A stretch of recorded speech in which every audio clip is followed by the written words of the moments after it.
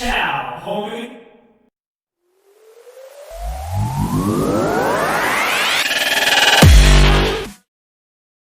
What's up, YouTube, and welcome back to My Block's Strongest Man, where we discuss using all of the implements that you can find in your house and around the property to get off that couch and get in a good workout. Remember, burning some calories is better than burning no calories.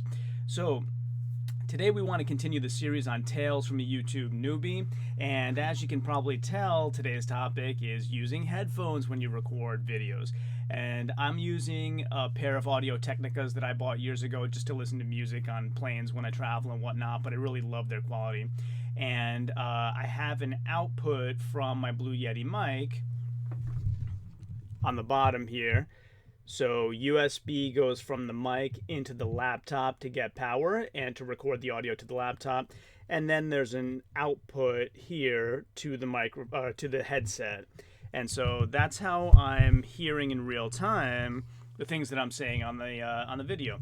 And so the importance of that is because of a few things. One is to make sure your mic is working properly. So I've had videos before where there was a lot of background noise, and it was hard to remove it in the Audacity software, at least for me, because I'm new with it, without really severely altering the audio.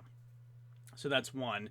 You want to make sure your audio quality is consistent throughout the video and a good quality without being noisy. You want it to be nice and clear, especially if you're using a great microphone like the Blue Yeti. You want to maximize what it can do and give your audience a great quality audio experience. So on top of that, also, I don't know if it's just me, I think it's definitely not just me, but I don't always like how I sound when I hear myself back. So in your head and in your own ears, you sound different to yourself than you sound to other people often.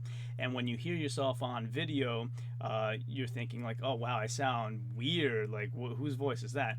And so, you know, we have control over our own voices. Maybe I want to sound a little bit deeper. And so it's good to hear yourself on headphones so that you can tell what modifications you may want to make for next time, or even re-record the video that you're doing now to sound a little bit different, place different intonations in different places.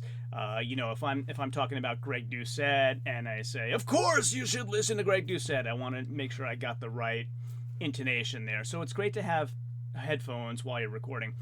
However, I'll caveat that by saying, at least for newbies, I would not do it every time. So you'll see this is the first time I'm using headphones, and that's because it's a little bit disruptive. What you hear in the headset is a fraction of a second delayed from what you're saying in the microphone, and of course that's because you're speaking through the air. The sound waves have to make it to the mic, get processed through the mic, and as you can see on the bottom, I have my USB cable going from the bottom of the mic, goes into the laptop to get power to the mic and to record the audio to the Audacity software.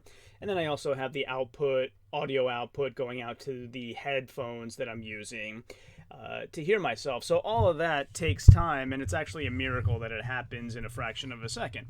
So it still is a little bit disruptive and takes getting used to. So right now I'm sort of hearing myself a little bit delayed, and it's difficult to maintain a train of thought. So I would use this as a tool every so often just to check and make sure that your audio is kind of still standardized and still working well. And in fact, when I picked up my mic there, I just heard a little bit of the background noise. I hear a little buzzing in here. I heard it go away. So now I know I'm going to go do some testing and see what's up there. So for example, I have a really long USB cable, as you might have seen, wrapped around the mic because the mic's really close to the laptop and I don't want cables all over the place. And so maybe wrapping that around is causing a magnetic field interference or something. So it's always good to try these things out, pick things up while you're listening, and see the tweaks that you can make.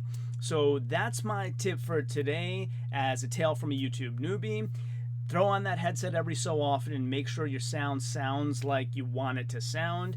Make modifications to your voice or to your equipment setup as needed, and give your audience a great audio experience. So thanks again for joining me on My Block's Strongest Man. If you haven't subscribed yet, I don't know what you're waiting for. You made it to episode, what is this, 31, 32, something like that. You obviously like the content. Hit subscribe, hit the like button. Please share this with everybody you know. I greatly appreciate that. And hit the bell button for all notifications. So, of course, thanks again for coming. And until next time, as always, ciao, homie.